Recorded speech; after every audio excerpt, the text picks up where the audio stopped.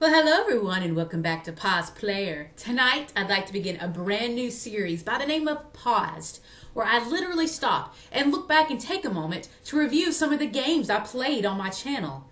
Now, these are going to be my own personal opinions based on my own experience in playing these video games. I'm hoping to upload one video at least once a month, each one being about 4 to 6 minutes long, where I cover 3 games in one video. I hope you guys enjoy it. Let my personal analysis begin now. The first game I'd like to review tonight is Stray Cat Crossing. Now, this is one of the very first games that I played on my channel. The story starts out simple enough. You awaken in a field to discover a little girl who's lost and crying, and of course you offer to escort her home, and that is how our horror story begins. I have to say that the very first thing that attracted me to this game was the amazing pixelated art. It's quite visually stunning, and you can tell that a lot of love went into this game to make it visually appealing. Of course, the plot thickens as you find yourself trapped within a house of horrors, trying to win your freedom by solving puzzles and coming across creepy, sinister, disfigured characters. The atmosphere of the game is not only unsettling, but it's also mesmerizing. The plot's intriguing, but not as fleshed out as it could have been. Some questions are never answered, or the answer's so vague like you really don't know what it means. But overall, the main story plot is tied up nicely at the end of the game, and if I can be quite honest, will give you quite the feels. My main complaint about this game is that I wish it would have been longer. I wish more questions had been answered. I wish more of the creepiness had been brought to light.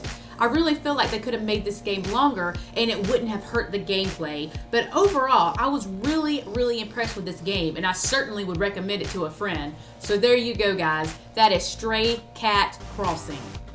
My next review is for, you guessed it, Dust, An Elysian Tale. In this game, you wake up as a warrior with no memory of his past. You set out on a journey with your new friends to uncover your identity and possibly find redemption for past sins along the way. Now, this is another visually stunning game.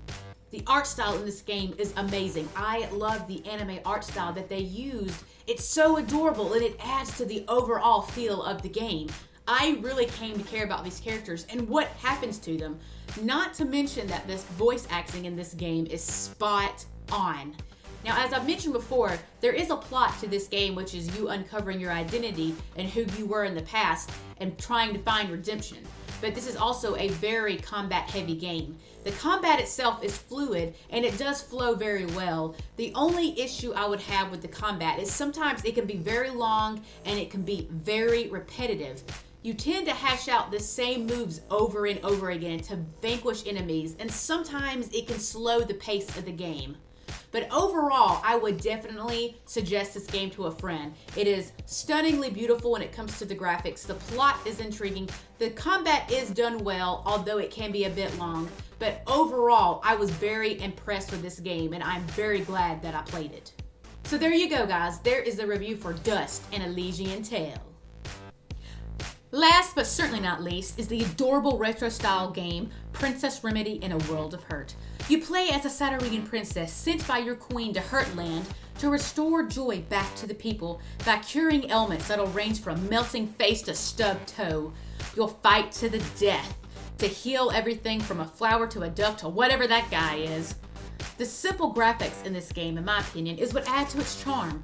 The combat is challenging but not impossible to beat, and as the game progresses, the combat will become more difficult and it'll definitely test your gaming skills.